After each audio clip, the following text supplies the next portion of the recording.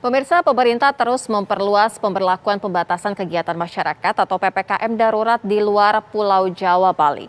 Namun rupanya di saat sejumlah daerah menerapkan PPKM darurat secara ketat, pintu masuk bagi tenaga kerja asing masih dibuka. Para pekerja asing bisa melenggang masuk ke tanah air. Inilah laporan utama PPKM darurat. TKA boleh mendarat. Mengapa di saat PPKM darurat meluas, masuk perjalanan dari luar negeri masih tetap menganga? Hingga para tenaga kerja asing masih leluasa mendarat datang ke Indonesia.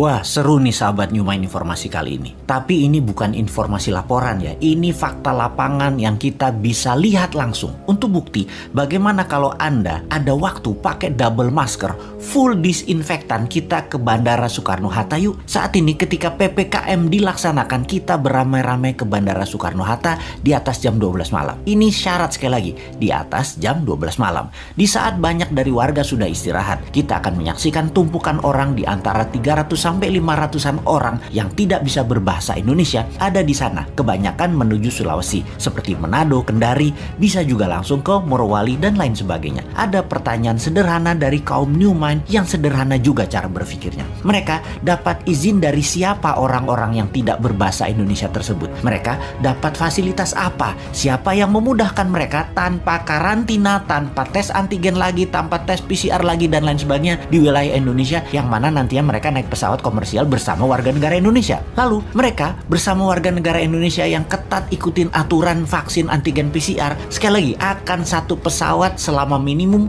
2 jam ke depannya. Oke, maaf, mungkin pertanyaannya terlalu panjang. Kita sederhanakan. Wahai Pak Pejabat yang terhormat, agar lebih sederhana dan mudah difahami, kami yakin Anda sangat sibuk urus pekerjaan Anda sehingga kami harus berbahasa sederhana. Sesederhana kalian pejabat berpikir untuk kepentingan jabatan. Kami mau bertanya, mengapa ada banyak orang di masa pembatasan PPKM, orang ini orang asing, tempat berasalnya virus yang tanpa karantina, sebagaimana layaknya negeri lain melindungi bangsanya dan negaranya dari virus import ini, langsung dari Tiongkok, langsung transit dan menuju Manado. Kok bisa langsung transit dan menuju Manado, Morowali, Kendari, tidak di antigen lagi, tidak di PCR sekali lagi untuk dicek, atau bahkan dikarantina dengan tanggungan biaya mereka masing-masing sendiri, atau bohirnya deh, atau yang mengizinkan yang membiayai. Lupa, yang mengizinkan kan pejabat yang berkuasa. Kalau dia yang membiayai pakai uang APBN, wah salah nih. Jangan yang kasih izin yang membiayai. Yang membiayai adalah mereka yang memberikan pekerjaan. Kita minta biaya dari perusahaan yang kasih pekerjaan ke mereka yang tidak bisa berbahasa Indonesia tersebut.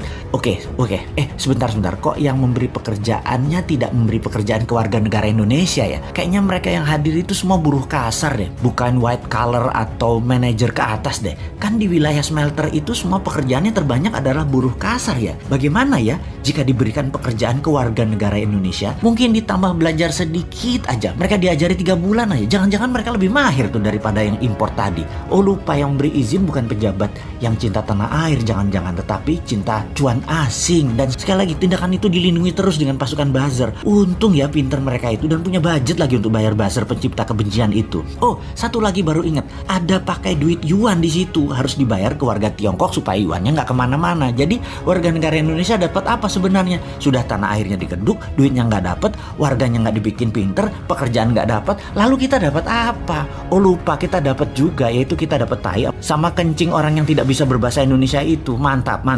Kan bukan tanah air mereka, ngapain kasih cuan, kasih tai aja pantasnya. Selamat, sekali lagi selamat aja. Hanya mengingatkan kalian itu menjabat karena dipercaya dan masih panjang 3 tahun lagi. Monggo silahkan berbuat semau kalian. Tapi ngomong-ngomong hal begini, kita ini curhatnya harusnya kemana ya? Ini laporan ini ke siapa ya? Tempat kita bertanya dan ada jawaban yang benar, bukan jawaban narasi buzzer yang kita dapat. Atau bagaimana kalau kita tanya aja kepada mereka calon presiden 2024 yang berjajar panjang, mereka bisa nggak berbuat sesuatu atau setidaknya menunjukkan kapasitas mereka calon pemimpin 2024? Lupa, semuanya bagian dari pejabat pemerintah pusat dan daerah yang menyetujui dan mendukung tenaga kerja asing. Ya, jadi kemana dong? Masa ke Bosman lagi? Bosman kan wong bodoh, aku pinter.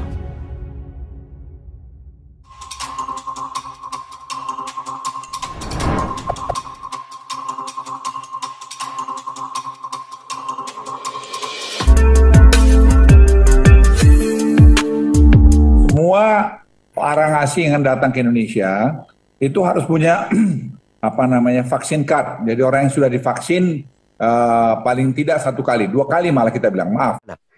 Banyak Pak tenaga kesehatan yang mau kasih surat vaksin tanpa vaksin.